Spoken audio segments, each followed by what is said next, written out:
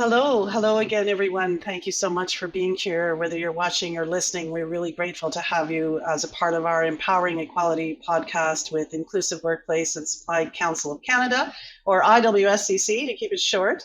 My name is Deidre Guy, and if you're watching this on YouTube, then you'll see that we have ASL interpretation, and that is sponsored by RBC Royal Bank, who has helped cover our costs for ASL for 2023 and supplied by Maple Communications Canada. We want to thank our producer, Pod Supply, for all the great work that they do in correcting all the mistakes that we make while we're recording. So our guest today is a graduate of Carleton University. He's held positions as Business Development Manager for the Australian Trade Commission and in Washington, D.C. as a trade advisor, and has held the office of Canada's Procurement Ombudsman since 2018, being recently appointed for a second 5-year term. Thank you so much, Alex Jeglic, for being here today. We really appreciate it. It's good to see your face again.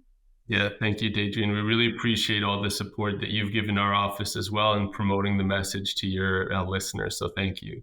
You're quite welcome. So tell us, who is Alex and what do you do? Tell us a bit about yourself. So you're probably going to get more here than you bargained for. But how I answer this is in an incredibly personal way, just to give you a real sense of who I am. And I start by telling you a little bit about my parents. So my mother studied human rights law in former Yugoslavia. And so when she immigrated to Canada, her degree unfortunately wasn't recognized. So when she decided she wanted to fundamentally help people, she was kind of left with this decision point as to how best to do it. So she decided to pursue a master's in social work at Laurier University. And when she did that, she actually got a job at the Ottawa Rehabilitation Center. And there she was working with people with disabilities, helping them find meaningful work, making sure that they could live independently.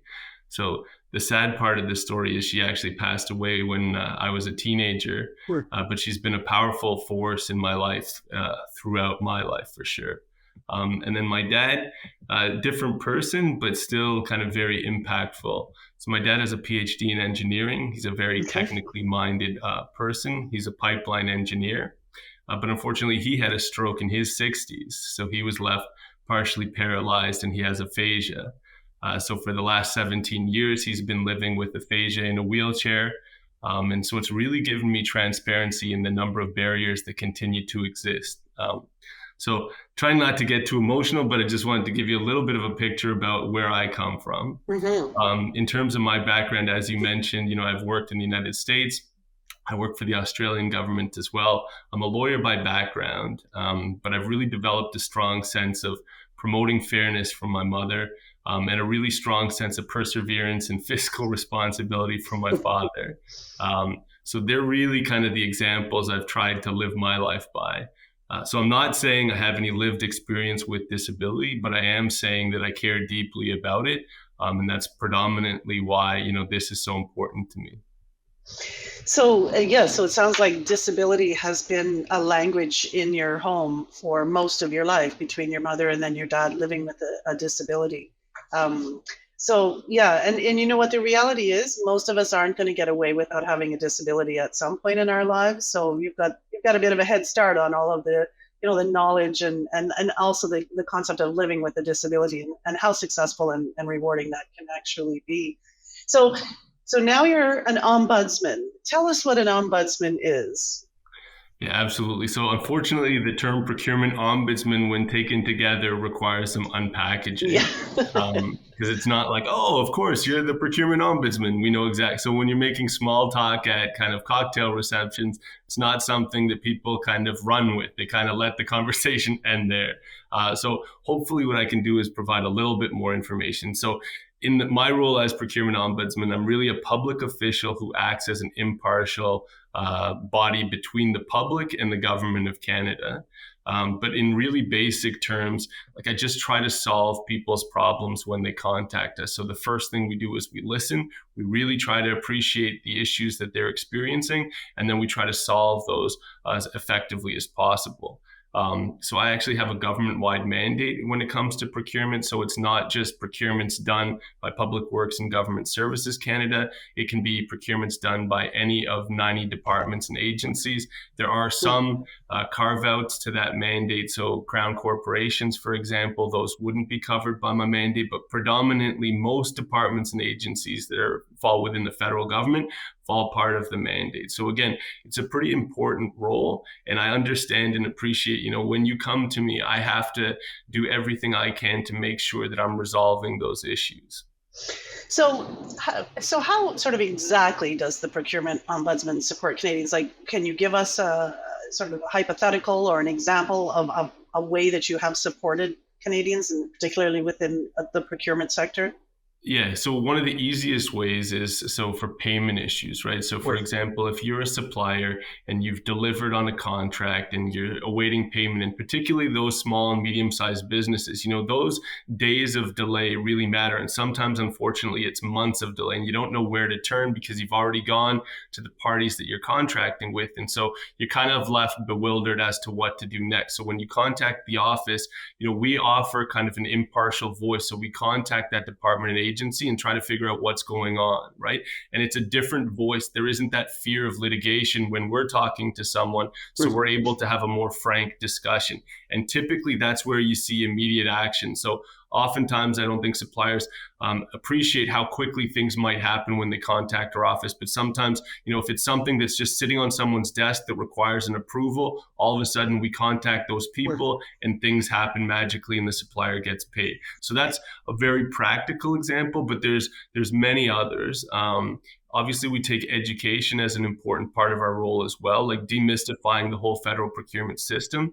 And one thing I also ask is, you have to appreciate the perspectives of others involved in the transaction, right? So when we listen, we certainly take in the perspective of the supplier and the story they're telling us, but we also want them to understand and appreciate the perspectives of the other people involved, because I think that's helpful, and that's the education piece.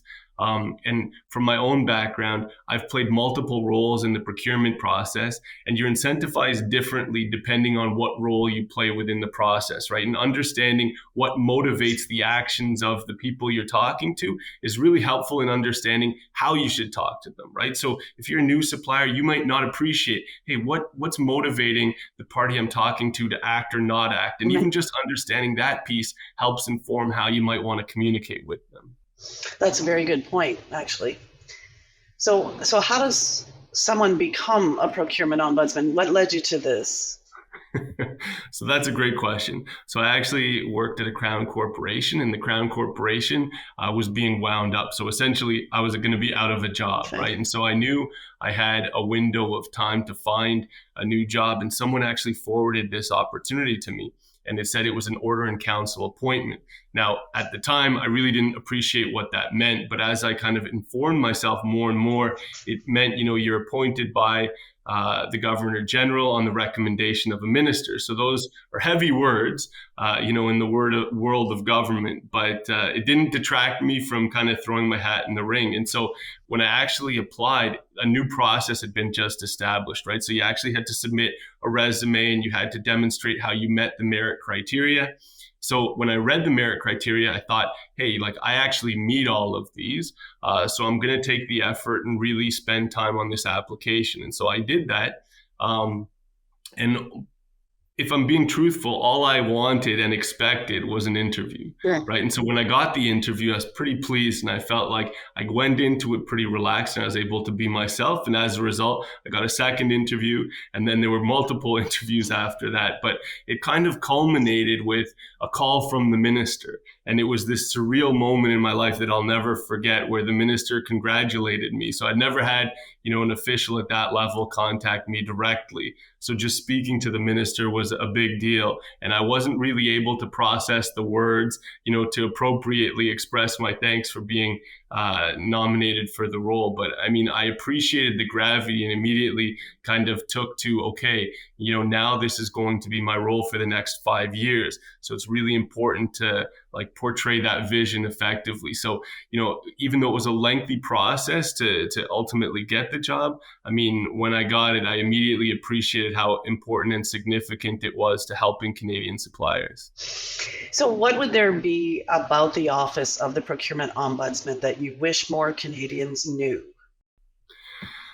Yeah, so it's a good question. And I think the real answer is I wish more Canadians knew we existed, right? Mm-hmm. We're a small office. We're never going to reach all of the communities we should reach, but we try, right? And social media is certainly helping us in the sense that we're able to reach many more communities now by pushing out information. But still, opportunities like this, don't always come around. So we want to talk to suppliers with disabilities. We want to talk to veteran-owned businesses, who are interested, and we're not always sure how best to reach them. And so we really appreciate kind of the opportunity to tell you a little bit about our mandate.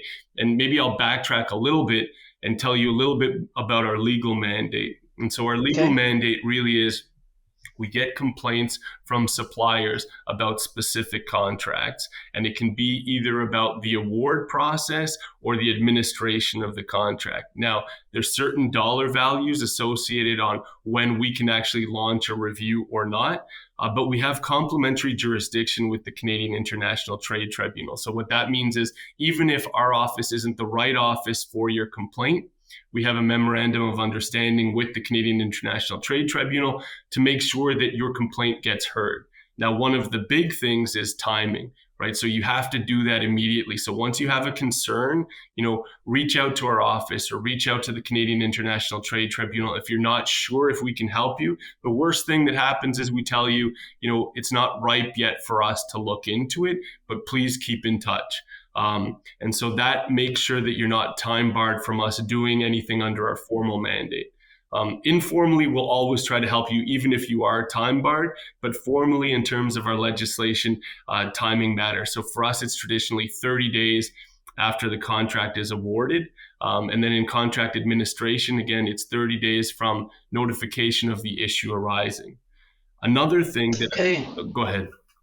No, I was just going to say that, well, in my mind, 30 days is not a lot. Right. To even recognize that you have a circumstance. So it's good to know that even unofficially you can provide some support to if people miss the deadline. Well, and timing is everything. That's the thing, right? Is at a certain point, you're just frustrated, right? And you kind of ruminate in that frustration. And that's the problem is, it's when does that frustration turn into action? And if it doesn't happen relatively quickly, then, some of the offerings that are available in terms of what we can do for you are limited just because of the timing. So that's one of the things. Is the worst thing that happens is we tell you not yet, right? And that's, I think, still a good news story. Another thing I wanted to highlight is we do systemic reviews. So as opposed to one specific contract, it might be your experiences with many contracts. And here's where, we really need to hear from you to better understand exactly what issues you're encountering, because we don't always know where to look, right? And so we collect data year over year and we classify it based on categories. So for example, I'm sure we're going to get into what type of issues suppliers with disabilities experience, right? So the more information we can glean from those suppliers directly, the better we can direct these systemic reviews. Because if there's a particular practice within a department or agency or multiple departments and agencies that's affecting suppliers with disabilities, we need to know that so we can launch a review and make sure that we make recommendations to eradicate that practice or change that practice and modify it in a way that helps everyone, right? So that's a big thing. And so that's why when I said I'm soliciting input, that's what we do with that input. We actually try to action it. And then the last piece of our legislative mandate that I'll talk about is our ADR services. And so that's anytime you win a federal contract and you're in the delivery phase of that contract, if you experience a dispute with the federal government, you can always come to our office, and we offer mediation services free of charge. And again, most people don't want to engage in litigation. So as a result, they kind of avoid altogether the dispute. And so they kind of lump whatever issues they're having, but they have a negative perception of their involvement with the contract. I would strongly encourage you to contact our office. Again, these are free of charge services. Typically, the mediation session lasts a day. And we have really high success rates. So pre-COVID, when we were doing everything in person, the success rate was over 90%. So every time a supplier came to us, the department agreed to participate. Over 90% of the time, we were able to find a successful resolution to the issue. After COVID, we kind of had to figure out how to navigate the online space with mediation. So mediation is still effective online, but it's not as effective, right? You can't kind of appreciate some of those tactile things that you need, like body language and other components, but it was still over 75% success rate. So again, for all those suppliers who are actively participating in federal procurement, winning contracts, you're likely going to have disputes at some point in the process. Please contact our office. Even if it doesn't say you have the right to do so in the contract, you do. And we're working really diligently to make sure that that language does appear in federal contracts, just so that you are acutely aware. But again, part of what I said is people really don't know our office exists. So we just need to continually remind people, we do exist. These are the types of services that we can provide to you. So this isn't your first term as procurement ombudsman. You're now in your second. And so are there things that you're going to do differently this time around, or something that you've learned that compared to the first term? Yeah, so also I think that's a question I was kind of asking myself as I reached the end of the term, right? Is there something that I really need to accomplish in a second term? And I said, of course there is. So we definitely made a lot of progress in the 5 years, but we need to continue to push on those same priorities. So I know that your organization has 3 pillars, we have 5. And so those 5 pillars, I would suggest, are the starting point. And so one of the big things I talk about is accountability, right? And I fear that if we go away, some of that accountability for other actors around the federal government is lessened, right? Because we're able to hold people accountable through some of these reviews. So it's following through on kind of the pillars that we've already established. And then it's also looking at what other work remains to be done. And so I think what we did do a great job of is creating baseline data. And I have to give a shout out to my own office, because the people who work within the office are extremely passionate, and care deeply. And I think as an ombuds office, it's one of the main things we look for in terms of the type of people we employ is you have to care about people, right? And the people that work at the Procurement Ombudsman's office really care. And so what they want to do is they want to make sure that the work that has been done, continues in terms of specific areas we've identified that need improvement, and, that those improvements are actually happening. So we just completed our 5-year systemic reviews. And the next stage of that process is doing follow-ups to make sure all of the recommendations we made in those systemic reviews are actually implemented. Because if we just walked away now, we wouldn't know if the process has changed for the better or not. So it's really important that we do follow up on that work. And then there's other areas that I think for those who work in procurement that I think we know matter a lot. So vendor performance management. So that's in the contract administration phase. How can you ensure that bad contractors, don't necessarily continue to get work? And I know that's a frustration on the federal government buyer side, right? And so what type of framework is going to be put in place to ensure that those vendors are held accountable when the work isn't performed in accordance with the specifications? And on the other side, what type of incentives are there for suppliers to do great work when they perform, right? And so that's something that I think it has been missing and is starting to kind of bubble up to the surface. And I sincerely hope in the next 5 years that we'll see a full vendor performance management framework that's stood up. You heard me talk about ADR passionately. It's something I think, I really care deeply about. I think there's a lot of work that remains to be done in terms of resolving disputes without litigation. So using mediation, I think that's something that we really need to focus on. And lastly, and most importantly for your audience, certainly is a reimagined role in supplier diversity. So we've been involved for 5 years, and we don't want to walk away from this. We want to figure out how we can continue to best serve diverse suppliers. And so, part of these conversations is, again, seeking your inputs as well as listeners, helping us identify where else we should be looking, talking about, the practical barriers you're experiencing and even some of the theoretical barriers that might be preventing you from even being interested. Because if we don't address those, then I fear, we might be having similar conversations in a year's time. So I guess it's 5 years ago or so that I first met you at the first Federal Government's Diversifying the Federal Supply Chain Summit. And I have to say that rolls off the tongue now, but it didn't for the first year. I was always like, "What is that event called again?" I have to look up my notes. Why did you decide to run this event? Maybe you can Yeah. describe it a little bit as well. That would be helpful. Yeah, for sure. And so I think, again, where we are now, you have to appreciate that it's been a pretty significant evolution from where we were back in kind of the tail end of 2018. There weren't a lot of people talking about diversifying the federal supply chain. But it was in the minister's mandate letter. So right around that time, minister's mandates letters became transparent. And so it was information that we gleaned from the mandate letter that identified this is something that the prime minister has tasked the minister specifically to do. So we kind of looked at it as an issue of fairness, right? And so we weren't sure how significant an issue this was. And so the first question we asked is, what does the data demonstrate before kind of deciding that this was a fairness issue? And so when we went to ask, the parties that we thought would hold the data sets, we were kind of surprised to learn that really data didn't exist in this area, right? Or meaningful data didn't exist in the area. And so it kind of left us in a bit of an awkward position, right? Because we didn't know whether the data was good, bad, or otherwise. And so, we thought, do we wait until we see data or do we act, right? And so it was a situation where we acted. And as part of that action, it was a call for data.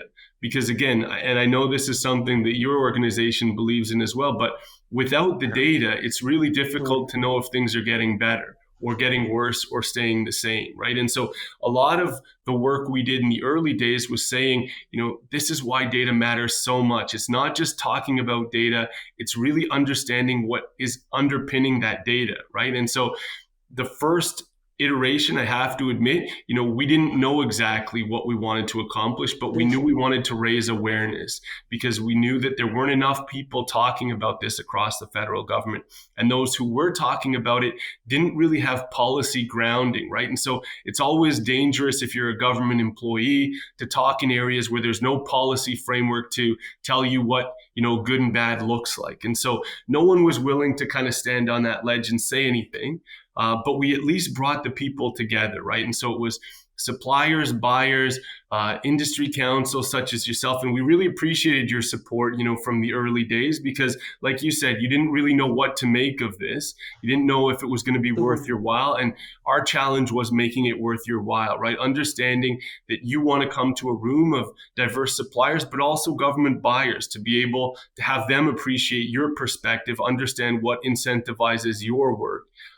So I think, we were pleasantly surprised by how successful the first one was. And again, success is an awkward word in this space, right? Because success ultimately should mean we've diversified the federal supply chain, right? By winning federal government contracts. And certainly we had no methodology of tracking that after the first event, but we knew that we were on to something and it just encouraged us to keep going. And so that's really kind of what drove us to the second one.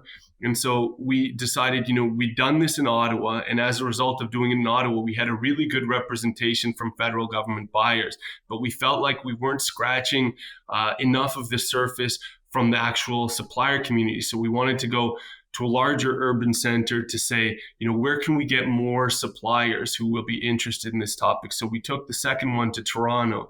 And so again, we encouraged many government buyers to come listen so that they would hear those perspectives firsthand. And that's really important, right? Is that I know that you can't create a data set from individual examples, but if you can't hear those individual examples, the issue will never resonate. And again, year over year, things were changing. And so you heard me use the word accountability. And I think this is something I say every year at the summit, which is if I can give the exact same speech I give this year, the next year, then something is horribly wrong, right? Because that means no progress has been made.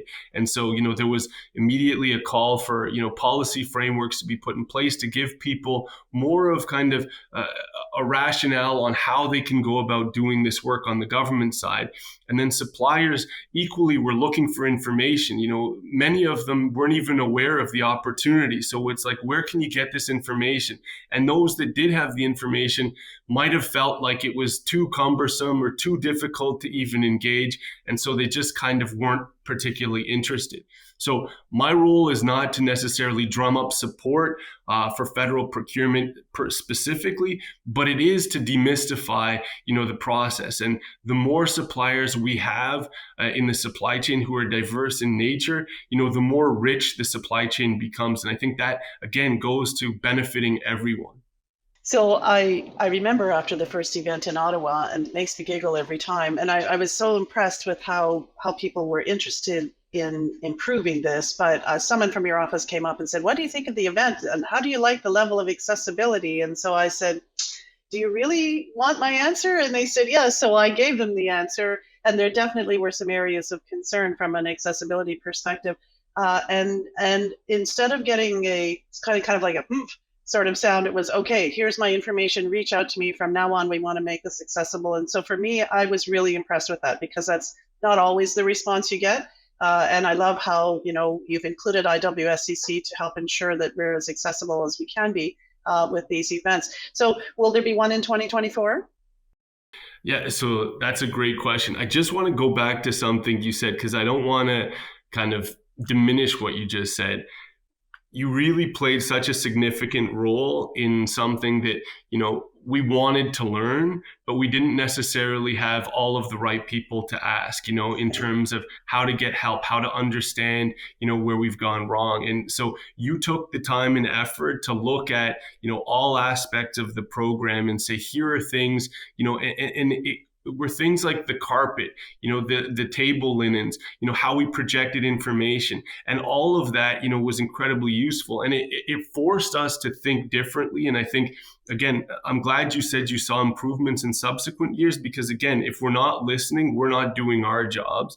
And that's, again, a lasting impact of what we did in Toronto was that the venue that we selected, we actually caused them to make improvements to the venue that were long-standing, well beyond our event, right? And again, those are things that, might not seem significant to some, but they are significant, right? So I'm glad you raised that. So thank you. I've been back in that same venue, and I look at those automated door operators, and I'm like, yep, that was us. We did that. So it makes me proud, actually. So thank you for that. I appreciate that. So 2024. Well, and again, and sometimes it's things like, visiting the bathroom, it's something that you typically don't do when you're selecting a venue. Mm-hmm. But we walked into the bathroom and made them reconfigure, the That's stalls, right. And said, you're not doing enough to say that you're an accessible location, right? And given what we were doing in terms of our event, we thought we can't hold the event at a location that doesn't appreciate the significance of these things. Yes, very good point. That's right. Yeah. So 2024, what we're trying to do is we have to reimagine what our role is. And so there's another organization called Procurement Assistance Canada, which I'm sure you're familiar with. So they very much have taken on a role of education and information, and they even do one-on-one coaching. And I think they're doing a really effective job. So what we're trying not to do is, create competing events within the federal government where people are not sure whose respective role is what. So we totally respect the fact that they've stepped up in this space. And so we're trying to reimagine what our role can be to make it even more kind of useful to suppliers and buyers. And so we're probably not going to hold one large event, but what we're going to hold is many smaller events. And we're going to do relationship building. And I know you do matchmaking, and it's kind of similar to the matchmaking idea. It's touching more communities in person, but on a smaller scale. So this won't be one large event, but several smaller events. And then hopefully the best news is now that there's starting to be a policy framework, we now have something that we can review, right? So now this brings it back into our legislative mandate, whereas before we didn't have those authorities in our legislative mandate, but we can start looking at some systemic issues because there are rules in place. And so those rules can now be tested. So if departments and agencies aren't following those rules, we can now step in formally. So I think those are big strides kind of in the evolution of diversifying the federal supply chain. That's really great. Actually, I'm looking forward to what you guys come up with, because we do work quite well with PAC and we enjoy our relationship with them and like the work that they're doing. In fact, I have a podcast scheduled with them coming up, I think, in October or November.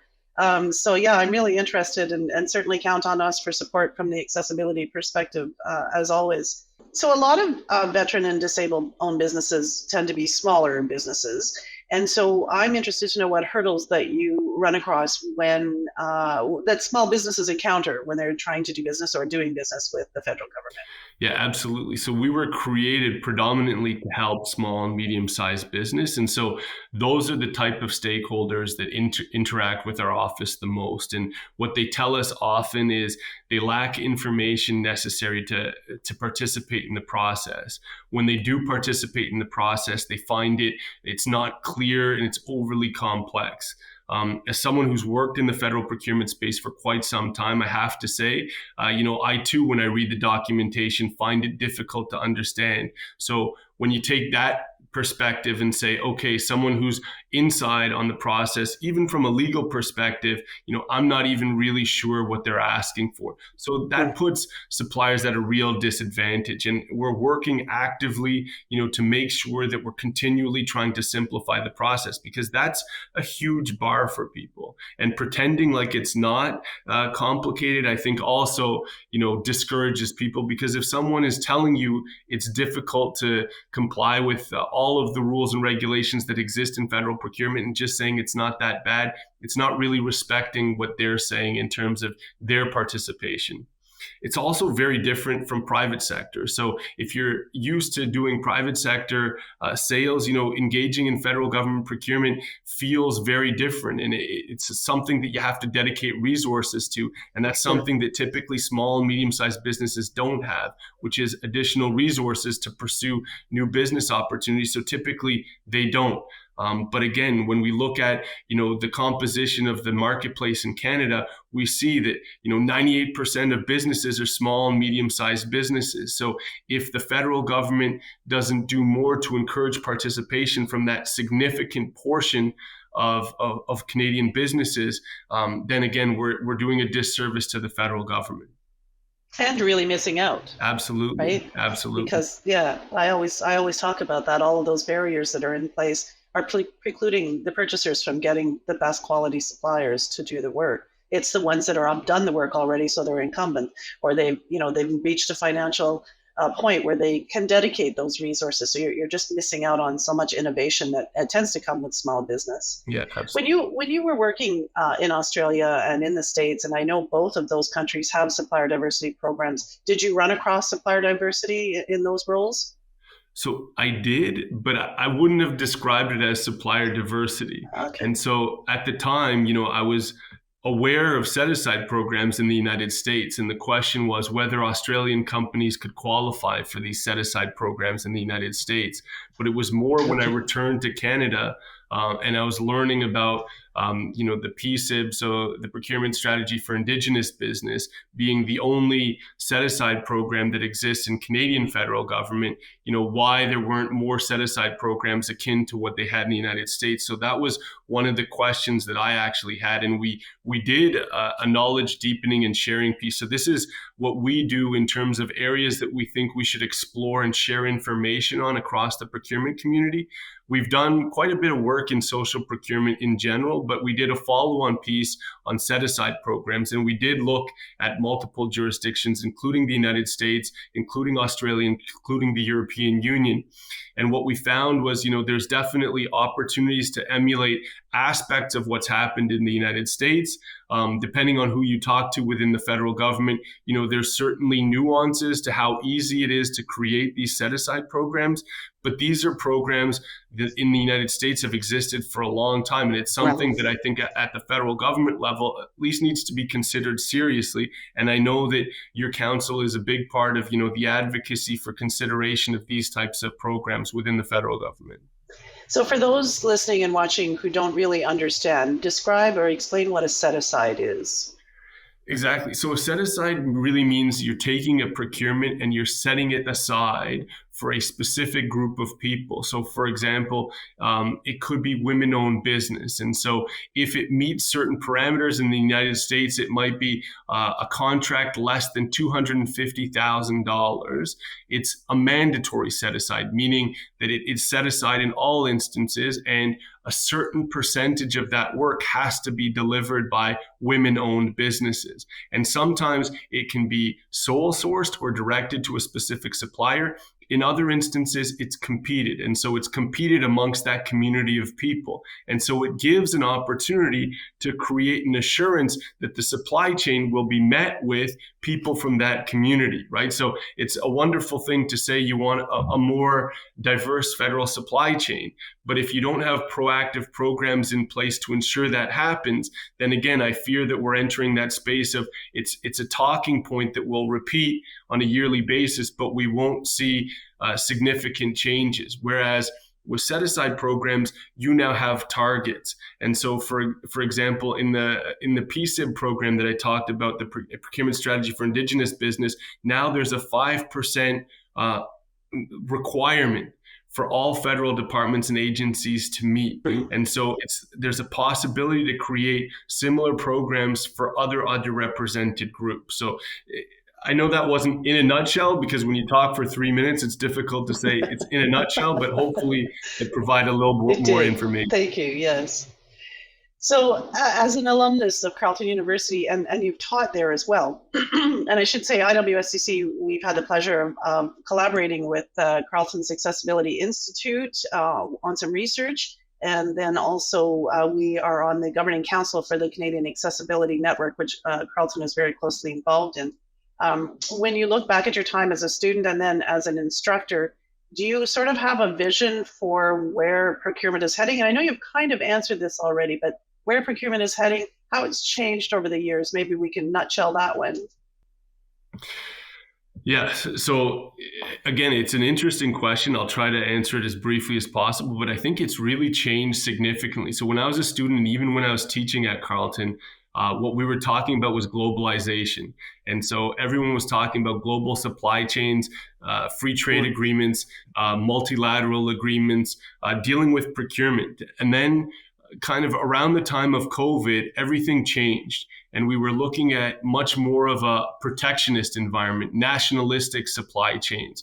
And there's impacts, right? So you can't shift immediately from a truly globalized perspective when it comes to procurement to a much more domestically centered one. And I think where we are now, kind of post-COVID, is that we're trying to rebalance. Where do we sit between this globalized vision of procurement that we had perhaps a decade ago and the protectionist environment that we're just coming out of? And so, we're trying to find our landing spot. And then simultaneously within Canada specifically, I would say we're seeing significant changes. I mean, the fact that we have, a social procurement policy is a significant change.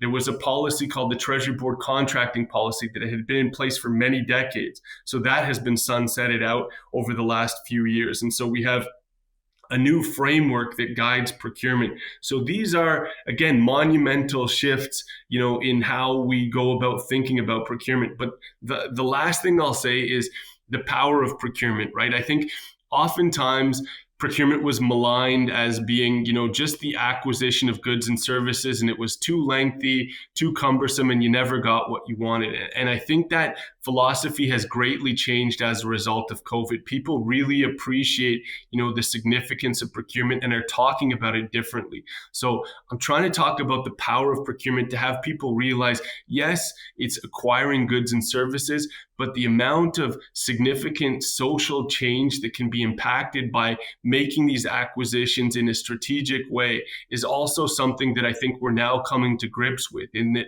there is a power in that spend. And so it's not just acquiring that good or service, but it's how you acquire it. What are the impacts of that acquisition? And again, for the small and medium-sized business community, this should really resonate, right? Because you should be deriving a benefit from that government spend. Well, I often have opportunity to speak with procurement professionals, more so in the private sector, and I will share with them, when they make the choice to spend their dollars with a diverse owned business, with a veteran or someone with a disability specifically. Of course, that's our focus with IWSCC. When those people make the choice to award a contract, we know that in both of those communities, as those companies gain revenue, they do more business with disabled suppliers, with veteran suppliers. They hire more people within the disability and the veteran community. So I always talk about that one decision is creating this economic snowball that you have no idea where it's going to get to. And with IWSCC, along with stigma reduction being one of our big mandates and goals, it is also helping both veteran and the disability community business owners create some intergenerational wealth, because typically they have not been included in the supply chain. And so there has been no ability to do that, to hand down a successful business, to hand down the things that they were able to purchase to family members as a result of owning a successful business. So I think it's really important for people to consider the person behind the company, the people behind the company, and how, I don't want to say taking a chance, because working with these companies can be highly beneficial, but awarding those contracts to a smaller organization really helps Canada out on an economic level that I think is really hard to measure. I'll get off my soapbox because I could be on there all day, but it is really important, and I think it's important for people to really pay attention to and think about. And the one thing I'll jump on that you just said is also sometimes, there's this perception that receiving the goods at the lowest price is ultimately success. Right? And that's what competition tends to breed, is the lowest price solution. But particularly for suppliers who are disabled, that creates a barrier that I don't think most people appreciate, because oftentimes suppliers who have disabilities need to incur costs that other suppliers don't necessarily have to incur. So they're left with a choice, right? Either not to participate or perhaps have lower margins than other suppliers just to get in the supply chain.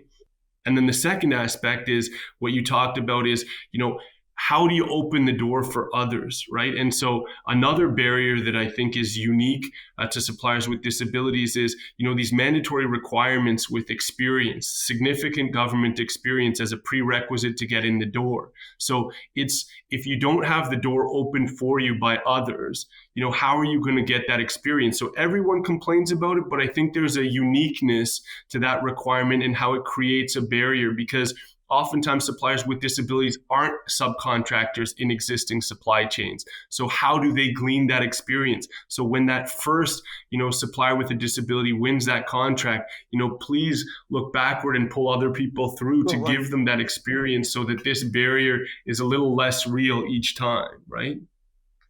So what's next for your office? What's next for you? I know you've talked a little bit about it, but I'm thinking too, and maybe this is a little too far ahead of you, but what's next for you after this 5 years is up? So what's next for the office? So I talked about the five pillars. Hopefully those pillars guide the office for the 5 years and beyond. And so diversity is now one of our pillars. And so that was one of my kind of big achievements, is that I wanted to make sure that this pillar lasted well beyond my tenure, and so that it kind of guides the organization. we're also kind of at a pivotal time within the organization. So we have a really ambitious agenda in all of the things we'd like to continue to accomplish. But we know we can't do that without additional kind of funding, because we need people to accomplish these goals. So we have put forward financial asks both last year and this year.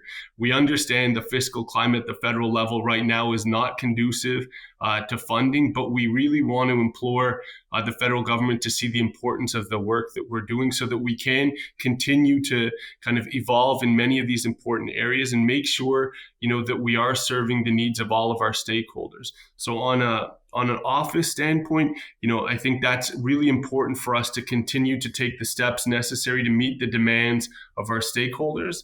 And on the personal side, I have to admit, if I look beyond that 5 years, then I'm probably doing a disservice to my role now. So I am laser focused on delivering as much as I can within this next 5-year period. That being said, longer term, obviously, I do dream big. So hopefully, I can continue to help people solve problems. So maybe you'll hear from me again in a different capacity in the future, but I can certainly say that in the short term, I'm laser focused on my role as the Procurement Ombuds. Well, that's great to hear that. And you've already done so many great things for the office. So another 5 years, I can't wait to see all of what you get up to and how it ends up benefiting our community and others that are diverse. So thank you so much for being here today and for taking the time. I know you're a busy person, but I've really enjoyed this conversation, and I think it's going to be super educational for all of our watchers and listeners. So we really appreciate you sharing your time with us.